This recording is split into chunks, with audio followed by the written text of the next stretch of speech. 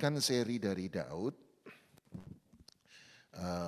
saya membawa Anda untuk melihat salah satu peperangan yang paling fenomenal yang dialami oleh Daud.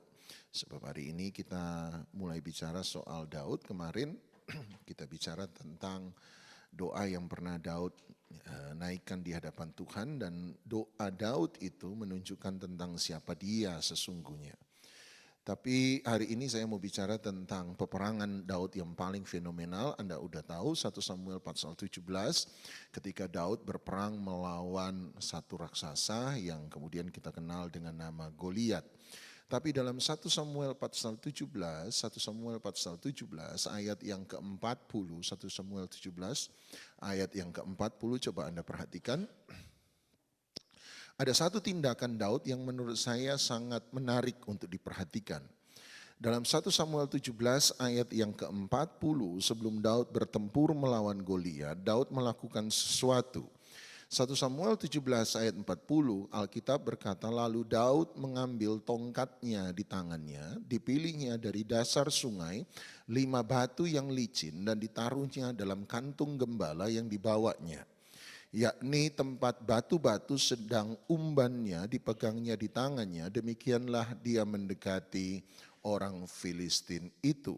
Orang Filistin itu atau Goliat kian dekat menghampiri Daud, dan di depannya orang yang membawa perisainya. Ketika orang Filistin itu menunjukkan pandangnya ke arah Daud serta melihat dia, dihinanya Daud itu karena dia masih muda, kemerah-merahan dan elok parasnya. Orang Filistin itu berkata kepada Daud, anjingkah aku, maka engkau mendatangi aku dengan tongkat. Lalu demi para allahnya, orang Filistin itu mengutuki Daud. Pulah orang Filistin itu berkata kepada Daud, hadapilah aku, maka aku akan memberikan dagingmu kepada burung-burung di udara dan kepada binatang-binatang di padang. Tetapi Daud berkata kepada orang Filistin itu, engkau mendatangi aku dengan pedang dan tombak dan lembing, tetapi aku mendatangi engkau dengan nama Tuhan semesta alam, segala barisan Israel yang kau tantang itu. Hari ini juga Tuhan akan menyerahkan engkau ke dalam tanganku, dan aku akan mengalahkan engkau dan memenggal kepalamu dari tubuhmu. Hari ini juga aku akan memberikan mayatmu dan mayat tentara orang Filistin kepada burung-burung di udara dan kepada binatang-binatang liar, supaya seluruh bumi tahu bahwa Israel mempunyai Allah.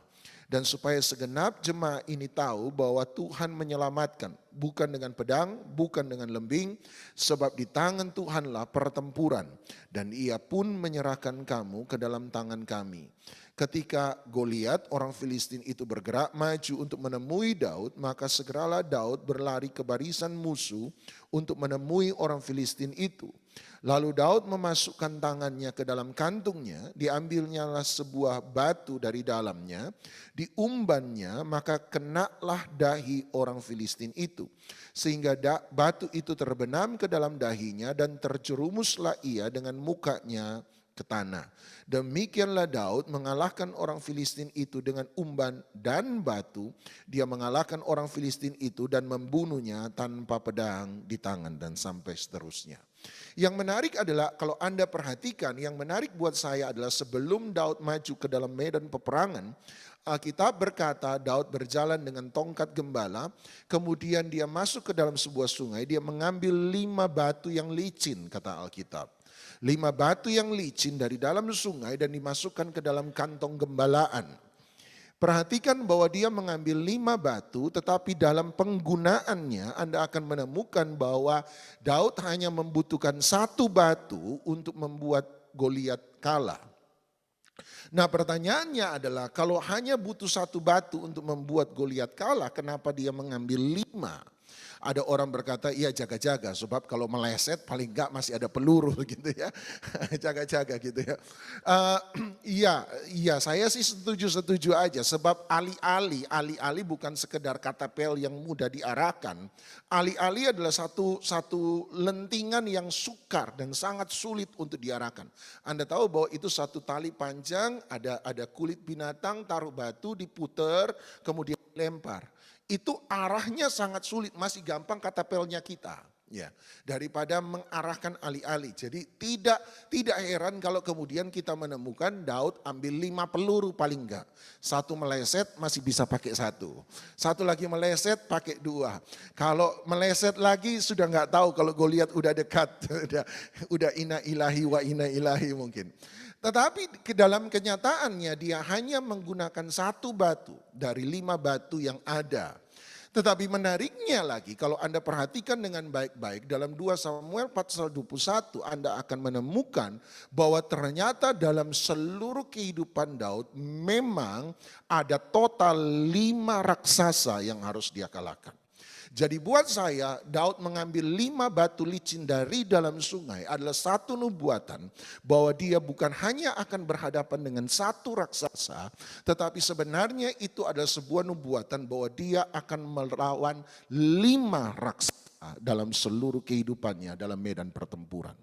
Jadi setiap batu, Daud hari itu menggunakan 1 batu untuk Goliat, tetapi 4 batu yang lainnya Anda akan temukan dalam peperangan Daud melawan 4 raksasa yang berbeda. Jadi dalam seri ini saya akan membawa Anda kepada total 5 raksasa yang akan dikalahkan Daud. Tapi hari ini mari kita bicara tentang Goliat, salah satu pertempuran Daud yang paling fenomenal. Raksasa dalam kehidupan Anda dan saya seringkali adalah masalah yang berat, tetapi justru lewat raksasa yang dihadapi oleh Daud, promosi Tuhan terhadap Daud terjadi. Masalah dalam kehidupan kita akan membuat kita mengalami promosi Tuhan dalam kehidupan Anda dan saya. Dia membawa kita kepada level yang lebih tinggi setiap kali kita berhasil mengalahkan masalah pada level tersebut.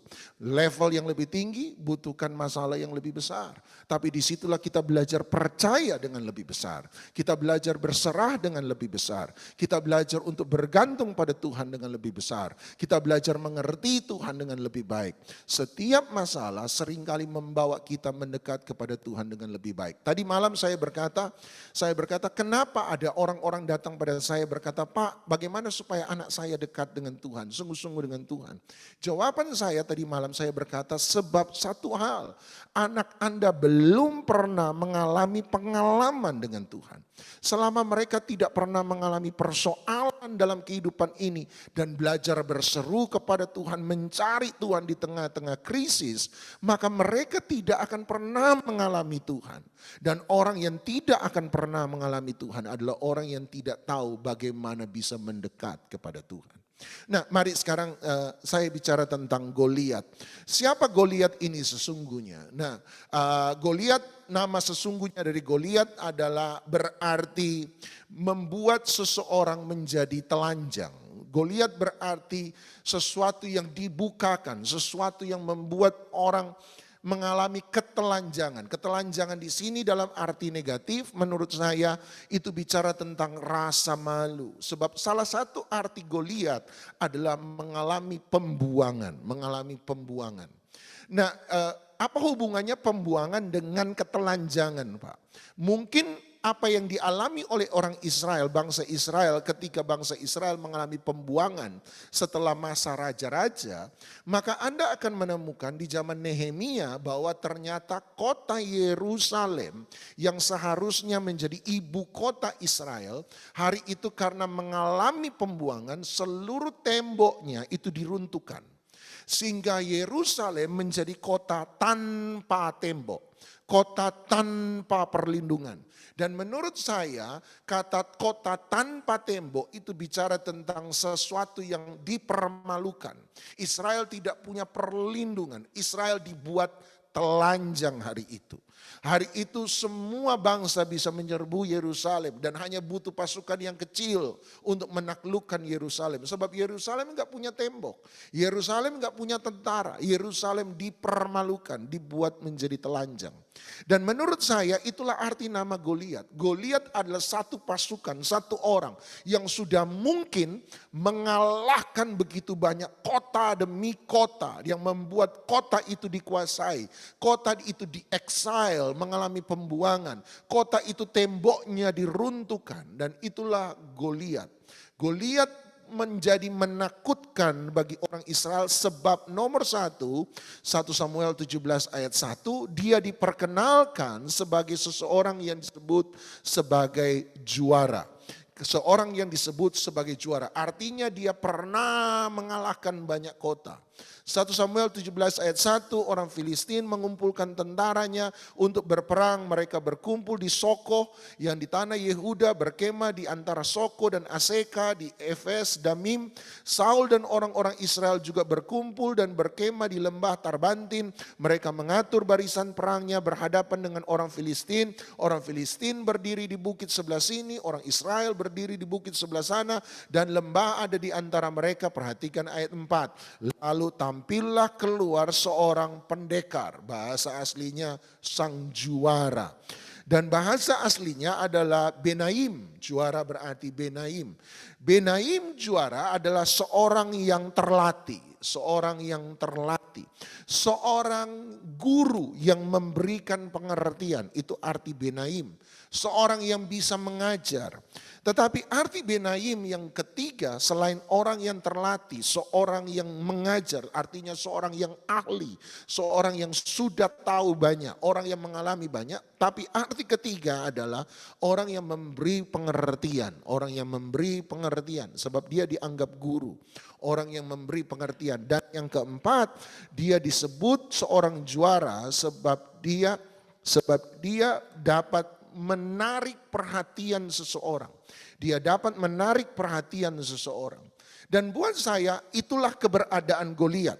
Ketika Goliat hadir, fokus orang Israel yang tadinya pada peperangan, fokus orang Israel yang tadinya ada pada Tuhan, hari itu teralihkan dengan keberadaan Goliat.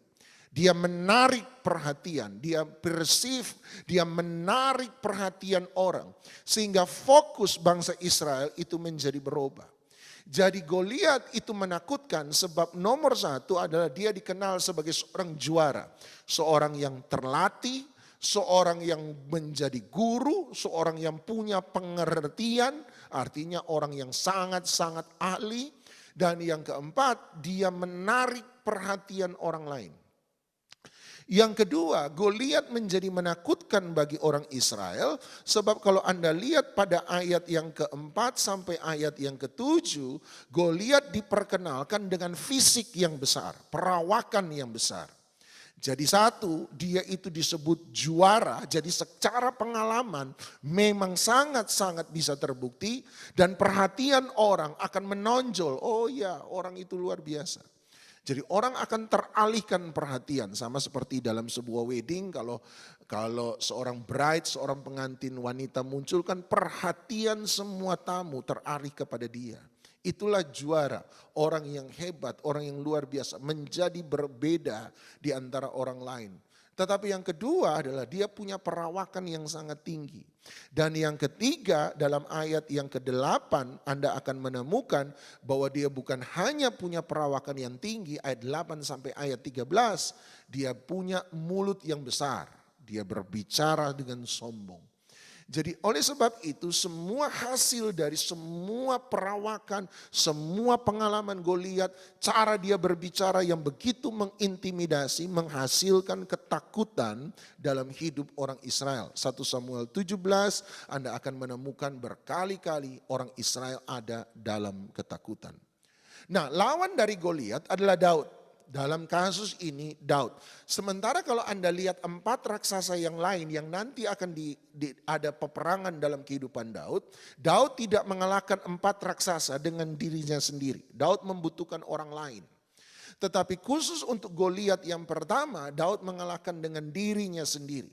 Jadi Goliat lambang kesombongan, Goliat lambang dari seseorang yang menarik perhatian orang lain, mengalihkan fokus kita dari Tuhan, hanya bisa dikalahkan oleh satu orang dan orang ini bernama Daud. Arti dari Daud adalah yang dikasihi oleh Tuhan. Bagaimana saya bisa mengalahkan kesombongan dalam kehidupan saya, Pak? Gampang, punya hubungan dengan Tuhan. Sebab orang yang punya hubungan dengan Tuhan adalah orang yang belajar bergantung kepada Tuhan. Yang setuju katakan amin. Dan kalau Anda belajar bergantung pada Tuhan, nomor satu Anda nggak bisa bergantung pada Tuhan kalau Anda merasa diri Anda hebat. Gak akan pernah. Kita hanya bisa belajar bergantung pada Tuhan kalau saya merasa bahwa tanpa Tuhan saya tidak akan pernah bisa. Anda boleh percaya pada Tuhan, tetapi belum tentu Anda bergantung pada Tuhan. Yaitu yang lalu kita sempat bahas, Bu Ruth Yulia juga sempat bahas, beda antara percaya dan mempercayai. Percaya saya berkata hanya butuh pengetahuan, tetapi mempercayai butuh sebuah hubungan. Kalau Anda cuma percaya pada Tuhan secara pengetahuan bisa, tanpa Anda perlu bergantung kepada Dia. Tetapi kalau Anda mau mempercayai Tuhan, Anda harus bergantung kepada Tuhan. Daud bicara tentang orang yang membangun hubungan, sebab Daud bicara tentang orang yang dikasihi oleh Tuhan. Mau mengalahkan kesombongan, belajarlah satu hal. Anda harus belajar untuk dikasihi oleh Tuhan. Anda belajar punya hubungan dengan Dia. Menariknya dalam tradisi Yahudi, ada buku yang namanya Talmud. Jadi ada beberapa rabi ketika mencoba menafsirkan sebuah keadaan, bilang begini. Menariknya mereka berkata, Goliat lahir dari satu orang ibu dan ibu dari Goliat namanya Orpa. Orpa? Mereka berkata bahwa Goliat ini punya mama. Dan mama dari Goliat adalah Orpa. Dan orang berkata, Orpa yang mana? Sebab mungkin ada banyak orang nama Orpa. Dan mereka berkata, Orpa yang pernah ada dalam kitab Rut. Jadi kalau benar kita tahu bahwa Daud adalah keturunan dari Rut. Sementara kalau begitu Goliat adalah keturunan dari Orpa. Jadi Anda akan menemukan bahwa ada dua pertentangan besar yang anehnya reuni keluarga sebenarnya kalau begitu. Goliat adalah omnya Daud. Hai om. Walaupun gak ada om secara langsung sebab Orpa gak punya waktu itu dengan Mahlon dan Kilion gak punya anak. Ruth juga gak punya. Tapi pernah paling enggak besanan gitu. Hei om. Yang lucunya satu tinggi besar, satu kecil. Berarti menarik, berarti ini adalah kalau sampai benar bahwa Talmud berkata bahwa sebenarnya Goliat adalah anak dari Orpa, sementara kita tahu bahwa Daud adalah keturunan dari Rut, sebab Rut punya anak yang bernama Obed, Obed punya anak bernama Isai, Isai punya anak bernama Daud. Berarti Anda lihat sebenarnya Alkitab mau membandingkan hidup orang yang berpaling, sebab arti kata Orpa adalah berbalik ke belakang.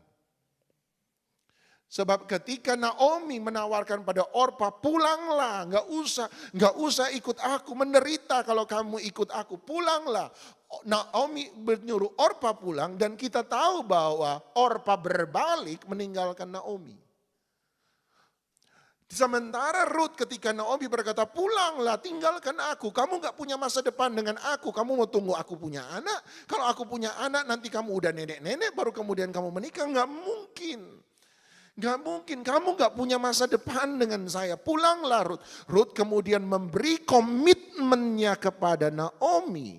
Dan berarti kalau sampai benar kata rabi-rabi Yahudi hari itu, bahwa Goliat adalah keturunan dari Orpa, Alkitab berarti secara sengaja hendak membandingkan orang yang hidupnya itu sungguh-sungguh ikut Tuhan, dan orang yang hidupnya berpaling dari Tuhan. Berarti menurut saya itu.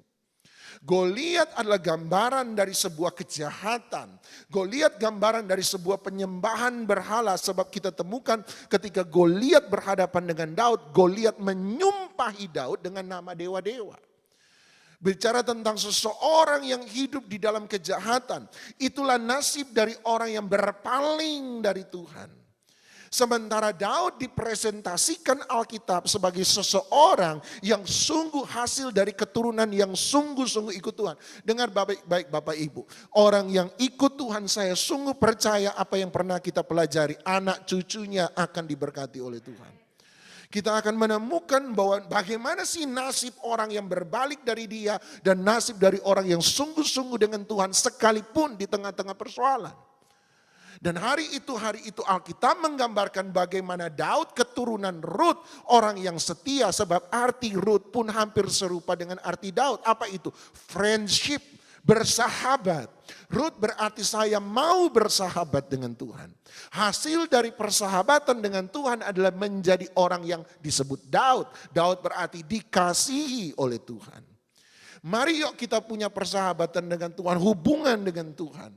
Dan Anda akan punya hasil yang bernama Daud. Dan di satu sisi mereka yang berbalik punya keturunan yang bernama Goliat. Dan kita temukan bahwa Daud mengalahkan Goliat. Berarti hidup di dalam hubungan dengan Tuhan akan jauh lebih indah daripada hidup berbalik dari Tuhan.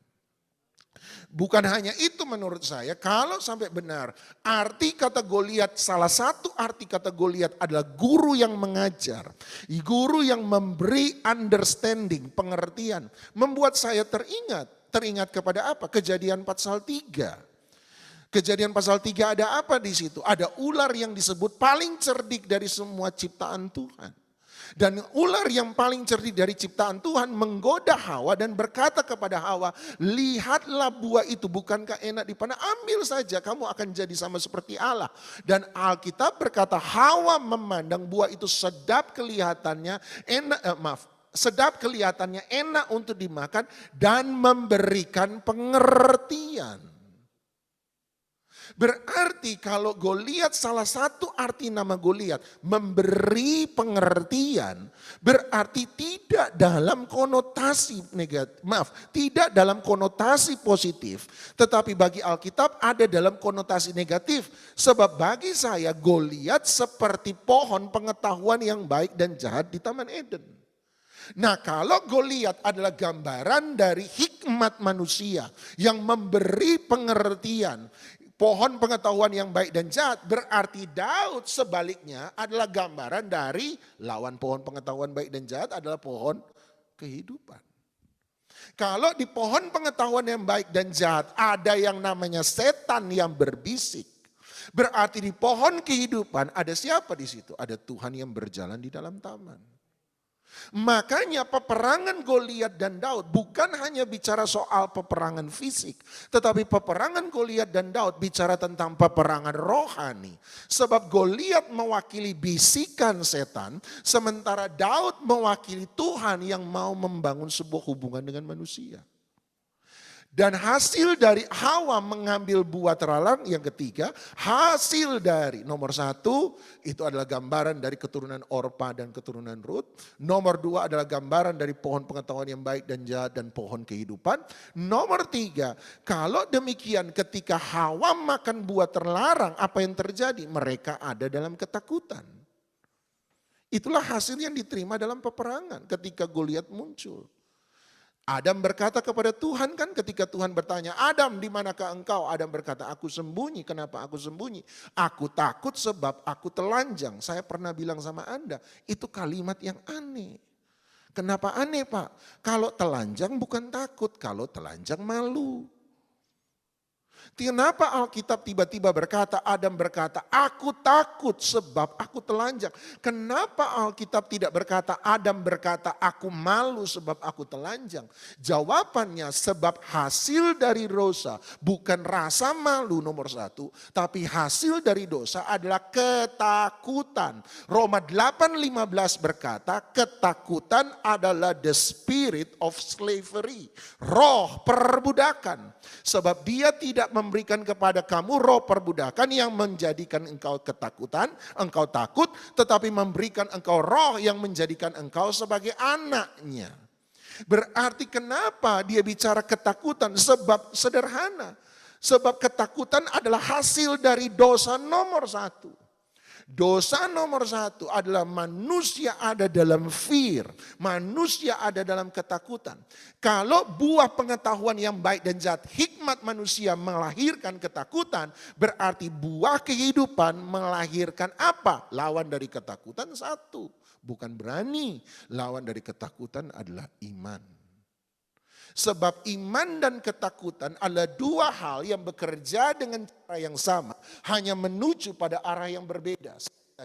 Iman dan ketakutan adalah 2 hal yang bekerja dengan cara yang sama, tetapi menuju pada arah yang berbeda. Tuhan Yesus berkata kepada orang sakit, menurut imanmu terjadilah. Berarti apa yang engkau imani pasti akan Jadi sementara Ayub berkata kepada Tuhan, apa yang kutakuti justru itu yang terjadi kepadaku. Justru itu yang menimpa aku. Berarti Ayub juga berkata, kalau itu aku takuti maka apa yang kutakuti akan terjadi. Iman dan ketakutan bekerja dalam cara yang sama. Apa itu? Apa yang kau percayai terjadi. Apa yang engkau takuti juga terjadi. Hanya arahnya berbeda. Hasil dari iman adalah kehidupan dan kebenaran. Tetapi hasil dari ketakutan adalah kehancuran dan kebinasaan. Dua hal yang sama, yang bekerja dengan cara yang sama, hanya menuju pada arah yang berbeda. Jadi hari itu orang Israel sebenarnya sama seperti Elia di Gunung Karmel, menyuruh orang Israel mau percaya yang mana sebenarnya. Sebab Anda dan saya akan selalu diperhadapkan pada dua pilihan, hikmat manusia atau hikmat Tuhan. Kekuatan sendiri atau kekuatan dari Tuhan. Mau pergi dari Tuhan atau tetap setia dengan Tuhan. Itu selalu pilihan yang harus Anda ambil. Saran saya adalah tetap pilih Tuhan apapun yang terjadi. Daud kemudian mengalahkan secara singkat, Daud kemudian menurut saya mengalahkan Goliat dengan tiga cara. Daud pergi kepada 3 orang dan dia melakukan 3 hal. Yuk mari kita lihat 3 cara bagaimana Daud mengalahkan Goliat. Nomor 1, dia pergi pada 3 kelompok orang atau orang. Nomor 1 ayat 25 sampai 30. 1 Samuel 17 ayat 25 sampai 30. Hari ini nama Samuel disebut terus. 1 Samuel 25 ayat 17 ayat 25 sampai 30 sampai salah ngomong. Nomor 1 yang dilakukan oleh Daud, dia pergi kepada orang banyak. Dia pergi kepada kakaknya sebenarnya. Tetapi yang sesungguhnya dia lakukan, dia pergi kepada orang banyak. Perhatikan 1 Samuel 17 ayat 25. Berkatalah orang-orang Israel itu, sudahkah kamu lihat orang yang maju itu, Goliat? Sesungguhnya dia maju untuk mencemoohkan orang Israel. Orang yang mengalahkan dia, kemudian mereka bilang, orang yang mengalahkan dia, mengalahkan Goliat, akan dianugerahi raja kekayaan yang besar. Raja akan memberikan anaknya yang perempuan kepadanya dan kaum keluarganya akan dibebaskannya dari pajak di Israel.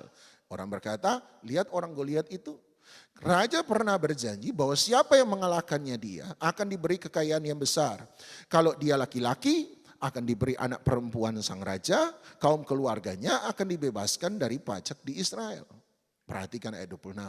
Lalu berkatalah Daud kepada orang-orang yang berdiri di dekatnya. Apakah yang akan dilakukan kepada orang yang mengalahkan orang Filistin itu dan yang menghindarkan cemooh dari Israel? Siapakah orang Filistin yang tidak bersunat ini sampai dia berani mencemoohkan barisan daripada Allah yang hidup? Perhatikan ayat 27.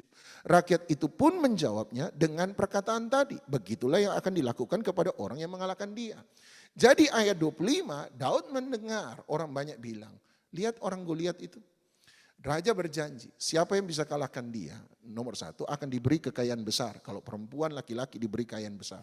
Kalau laki-laki dapat bonus, nikahi anak raja, jadi menantu raja, seumur hidup keluarganya bebas dari pajak. Wah itu luar biasa, yes gitu ya. Ayat 26 yang aneh, ini aneh dari Daud. Daud sudah dengar ayat 25. Tiba-tiba dia datang pada orang banyak, dia tanya begini, tunggu. Raja janji apa? Daud itu percayalah, enggak tulus-tulus banget. Ada mata duitannya.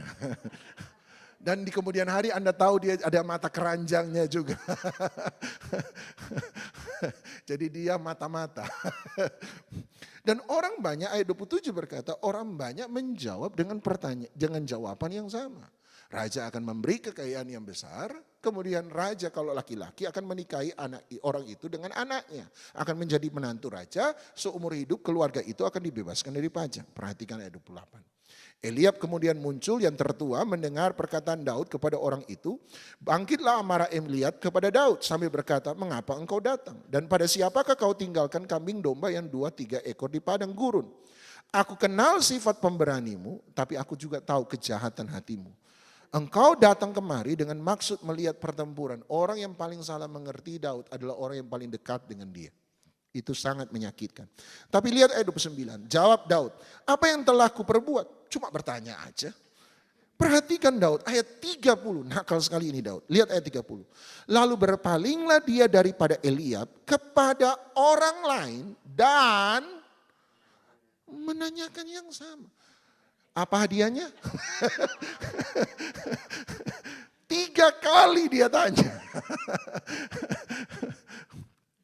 Buat saya nomor 1, kenapa Daud bertanya itu? Ini menurut saya anggap Daud anak baik lah.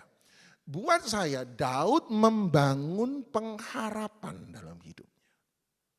Dan buat saya nggak ada yang salah ketika, oke, kalau saya ikut Tuhan, hidup saya bagaimana? Dan janji firman Tuhan adalah hidupmu akan bebas dari dosa, bebas dari kejahatan, dan hasil dari hidup dalam kebenaran adalah tentu saja adalah hidup yang diberkati oleh Tuhan.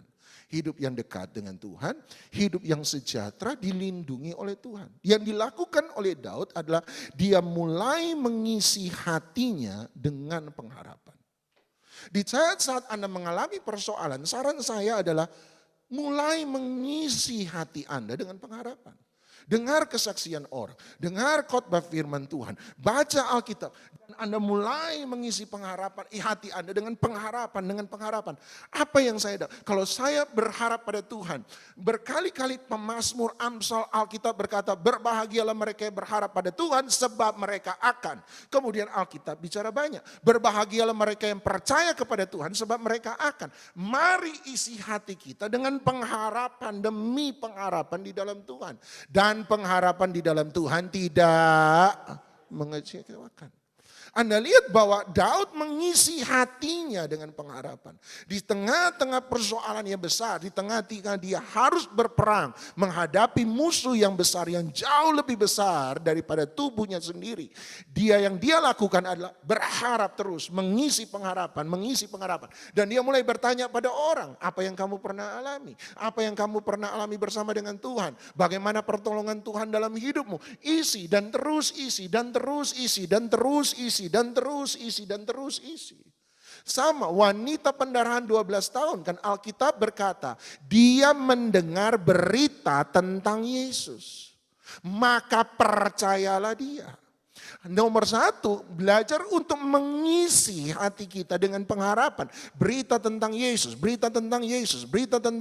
Bagaimana Tuhan pernah tolong si A, bagaimana Tuhan pernah jamah si B, bagaimana Tuhan pernah jaga si C, bagaimana Tuhan melindungi si D. Isi Anda dengan kesaksian. Daripada Anda isi hati Anda dengan berita yang gak benar, mari isi Anda dengan pengharapan dan kesaksian dari mereka yang pernah ditolong oleh Tuhan. Daud melakukan hal yang sama. Dia mengarahkan pengharapannya, matanya kepada hadiah yang disediakan oleh sang raja.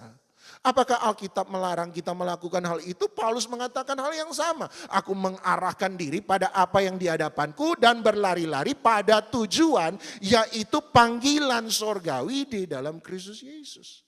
Dia mengarahkan. Sebab Goliat sudah menarik fokus kepada dia. Goliat sudah menarik semua perhatian tentara Israel kepada dia. Daud berlawanan dengan orang Israel, dia menaruh fokusnya pada pengharapan di dalam Kristus, di dalam Tuhan. Hal kedua yang dilakukan oleh Daud ketika dia harus mengalahkan Goliat, nomor 2 adalah ayat 33 sampai 37. Kali ini dia muncul di hadapan Saul. Nomor 1, dia muncul di hadapan orang banyak, dia mengisi hatinya dengan pengharapan.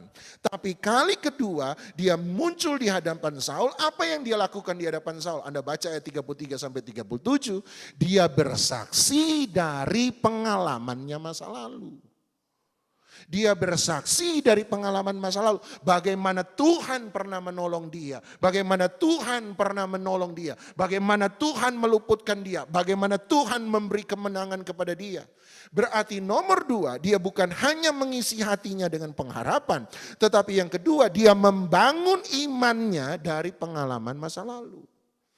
Saya pernah katakan, kalau Tuhan pernah tolong kita dulu, percayalah Tuhan tetap sanggup menolong kita sekarang. Pengalaman masa lalu akan menjadi kekuatan bagi kita untuk menghadapi hari besok. Dan nomor 3, dia datang pada satu orang, yaitu Goliat itu sendiri. Dan waktu dia muncul di hadapan Goliat, ayat 45 sampai ayat yang ke-47, ayat 45 sampai ayat 47.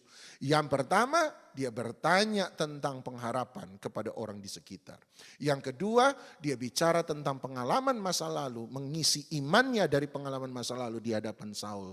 Tetapi yang ketiga, ayat 45 sampai 47, dia muncul di hadapan Goliat dan ini yang dia katakan.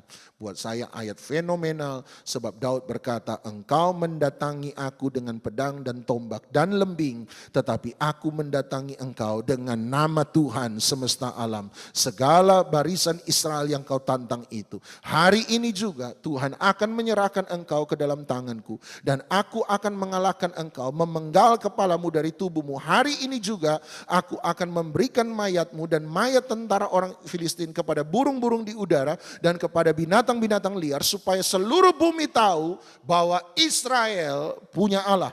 Dan supaya semua tentara ini tahu bahwa Tuhan menyelamatkan bukan dengan pedang, bukan dengan lebing. Sebab di tangan Tuhanlah pertempuran dan dia pun menyerahkan kamu ke dalam tangan kami. Nomor 3 yang dilakukan oleh Daud di hadapan Goliat kali ini. Di hadapan persoalan sederhana. Dia membawa nama Tuhan. Dia mengubah peperangan hari itu menjadi peperangannya Tuhan. Jadi dia berperang bukan karena peperangan saya, Tuhan membela saya, Tuhan menolong saya dalam peperangan saya. No, dia berkata peperangan ini bukan peperangan saya. Saya boleh mundur dari sini kapanpun saya mau. Saya bisa lari dari sini kapanpun saya suka dan tidak ada seorang pun yang akan menyalahkan saya. Sebab semua orang lain takut. Tapi saya maju bukan karena saya sebenarnya. Jadi dia mencoba meluruskan, bukan mata keranjang, bukan mata duitan. Bukan karena itu, tapi saya maju karena ini adalah peperangan Tuhan. Catat baik-baik. Jangan pernah maju kalau Tuhan tidak pernah suruh kita maju. Jangan pernah ada di medan peperangan di mana Tuhan tidak pernah menyertai kita. Sebab peperangan itu seharusnya bukan peperangan Anda dan saya. Harusnya menjadi peperangan Tuhan. Robalah peperangan kita menjadi peperangan Tuhan. Kenapa saya harus merubah peperangan saya dari peperangan saya menjadi peperangan Tuhan? Ya supaya bukan Anda yang berperang, Tuhan yang berperang. Hari ini selalu kita minta Tuhan yang backup kita menjadikan itu peperangan saya. Makanya kita mencoba mengalahkan sakit hati dengan kemampuan sendiri. Kita mencoba mengalahkan kemarahan dengan kesabaran saya. Saya mencoba mengalahkan masalah dengan kemampuan saya. No, itu peperangan Anda. Peperangan Anda minta Tuhan tolong. Tapi robah peperanganmu jadi peperangan Tuhan. Bilang di hadapan Tuhan. Buktikan ya Tuhan kepada semua orang yang melihat bahwa Tuhan tetap Tuhan yang sanggup untuk menolong.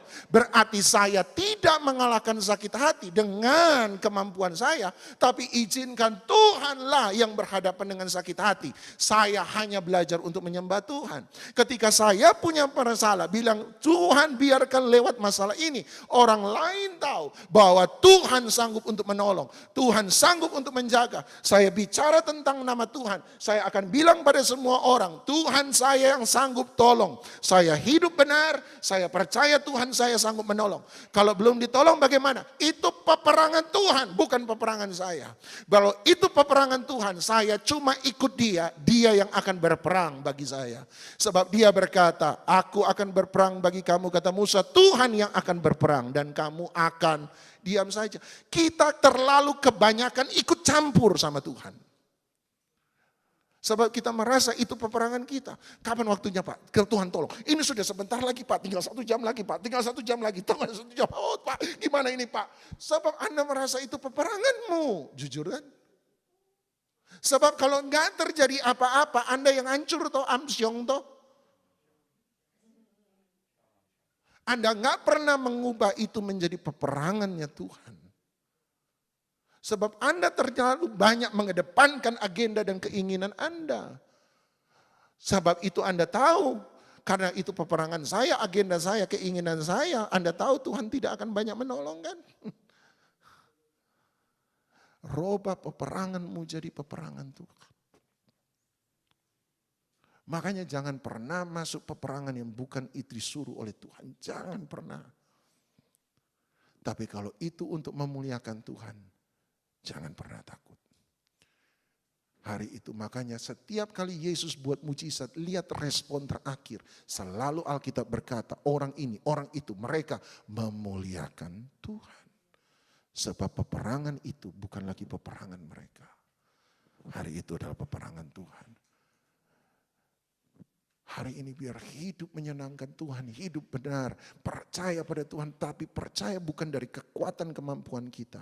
Bilang engkau yang memampukan, sebab ini adalah peperanganmu, supaya semua orang tahu Tuhan itu tetap Tuhan, Dia tetap Raja, Dia tetap sanggup buat mujizat. Mari datang pada Dia, siapkan hati kita untuk perjamuan kudus. Selamanya kau Tuhanku, Sam tadi. Hari ini Anda mungkin mencoba berperang menguatkan iman Anda dengan kekuatan sendiri. Iman tidak lahir dari pergumulan, iman lahir dari penyerahan. Sekali lagi, iman yang sesungguhnya, iman yang sejati bukan lahir dari saya harus percaya, dari pergumulan kita. Tetapi iman yang sejati lahir dari sebuah penyerahan. Makanya tidak banyak orang mengerti iman yang sejati sebab tidak banyak orang belajar untuk menaruh hidupnya, mempercayai dan menaruh hidupnya di dalam tangan Tuhan, berserah. Dan waktu Anda mengubah peperanganmu menjadi peperangan Tuhan, hari itu Daud cuma butuh satu batu untuk mengalahkan Goliat. Satu batu untuk mengalahkan Goliat. Hari ini izinkan Tuhan yang berperang bagi kita. Anda capek sebab Anda berusaha berperang dengan kemampuan sendiri. Tuhan jadi backup, pasukan cadangan. Anda yang cari jalan, kemudian Anda suruh supaya Tuhan yang ACC, Tuhan yang ikut jalan Anda. Ada yang coba menguatkan diri sendiri, Tuhan yang disuruh memberi. Tapi hari ini izinkan Tuhanlah yang pimpin jalan, kita ikut Dia saja. Arti kata Daud, berarti yang dicintai, yang dikasihi. Tetapi arti kata Daud berasal dari kata Yod. Yod yang disebut dua kali, Yod. Karena disebut Yod, enggak lucu disebut yoyo. Enaknya disebut Dot. Dot itu berarti Yod itu tangan. Tangan disebut dua kali, Yod, tangan, dua tangan. Artinya dua tangan yang saling bertumpuk, dua tangan yang saling tumpang tindih, dua tangan yang saling dipegang. Makanya kalau Anda lihat orang pacaran, suami istri jangan kalah sama yang pacaran. Biasanya kalau pacaran pegangan tangan kemana-mana, kalau suami istri biasanya sudah istri jalan kemana, suami jalan kemana, nggak jelas. Tapi hari ini yot artinya dot, pegang tangan Tuhan. Punya keintiman dengan Tuhan. Manapun Tuhan jalan, kita jalan. Bukan karena saya, tapi karena Dia. Bukan karena mau saya, tapi karena mau Dia. Percayalah Tuhan pasti bela kok. Tuhan pasti bela. Selamanya Kau Tuhanku, yang terutama di hidupku. Tak akan ku lepaskan pengharapan di dalam-Mu selamanya. Selamanya Kau Tuhanku, yang terutama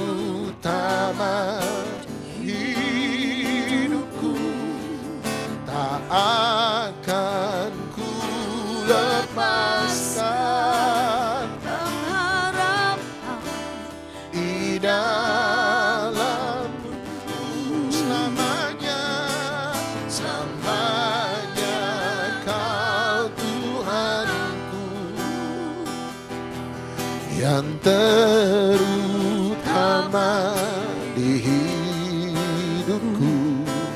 Tak akan ku lepaskan pengharapan di dalam. Sekali lagi katakan, selamanya Kau Tuhanku, yang terutama hidupku.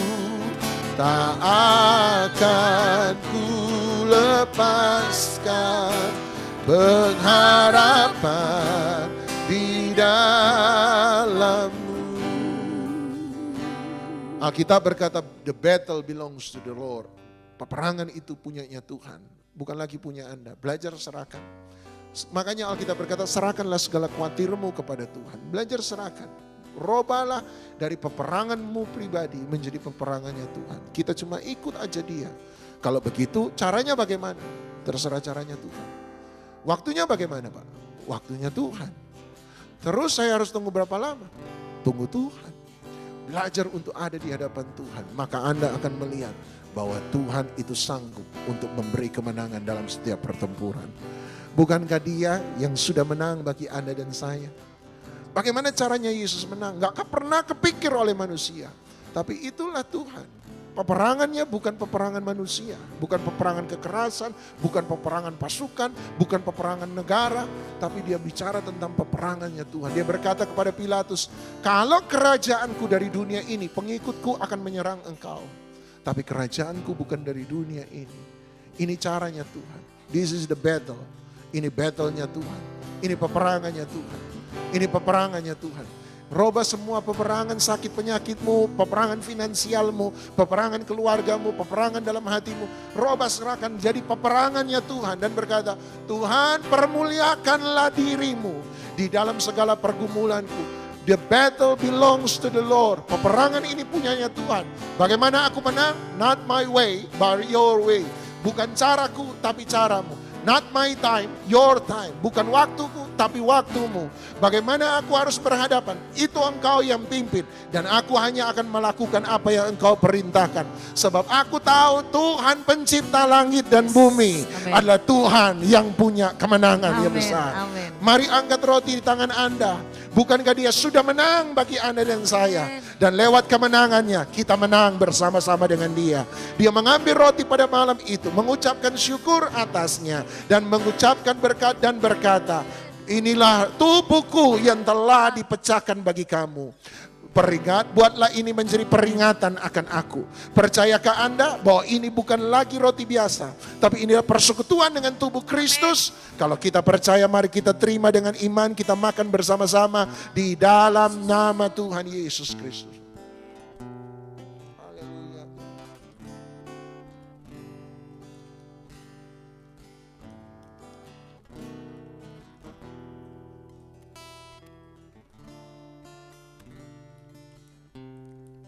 Angkat cawan di tangan kanan Anda tinggi. Yesus kemudian mengambil cawan hari itu. Mengucapkan syukur atasnya.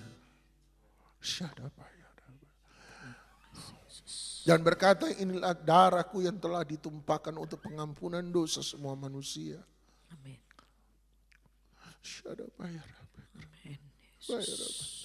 Terima kasih Tuhan. Terima kasih Tuhan. Terima kasih Tuhan. Terima kasih Tuhan. Darah yang menguduskan, darah yang menebus, darah yang menyelamatkan, darah yang menyembuhkan, darah yang menyatukan, darah yang memulihkan, darah Yesus yang melindungi. Terima kasih. Percayakah Anda bahwa peperangan kita sudah dimenangkan di atas kayu salib? Amin. Dia berkata, oleh karena bilur-bilurnya kamu telah sembuh. Bukan akan, tapi kamu sudah sembuh. Setiap sakit penyakit kita sudah ditanggung oleh Dia. Segala kelemahan kita sudah dirubahkan menjadi kekuatan. Segala kutuk sudah dirubah menjadi segala berkat. Oleh sebab itu percayakah Anda bahwa ini bukan lagi cawan anggur biasa. Tapi ini adalah persekutuan dengan darah Yesus. Kalau Anda percaya, mari kita terima dengan iman dalam nama Tuhan Yesus Kristus, kita minum bersama-sama.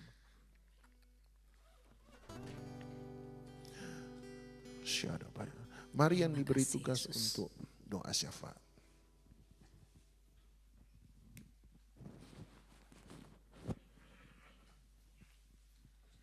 Tuhan Yesus, terima kasih Tuhan pada pertemuan ibadah ini Tuhan kami boleh belajar Tuhan. Biarlah kami boleh seperti Daud yang dikasihi ini Tuhan. Biarlah kami Tuhan mempercayakan peperangan ini hanya kepada Engkau Tuhan.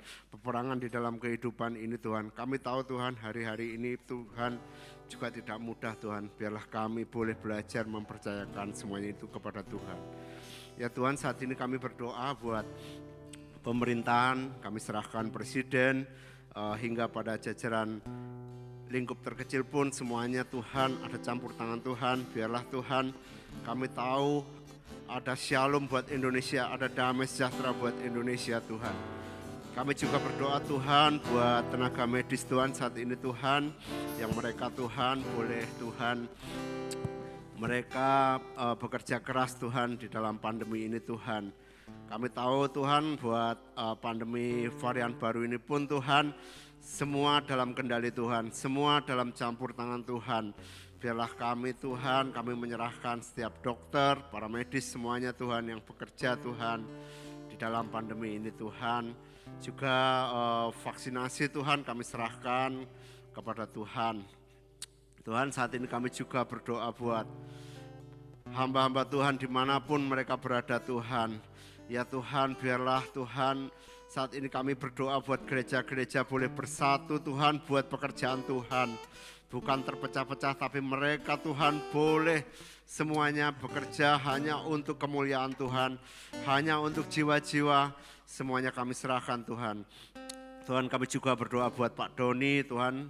Biarlah Tuhan kau pakai hamba-Mu ini lebih lagi Tuhan.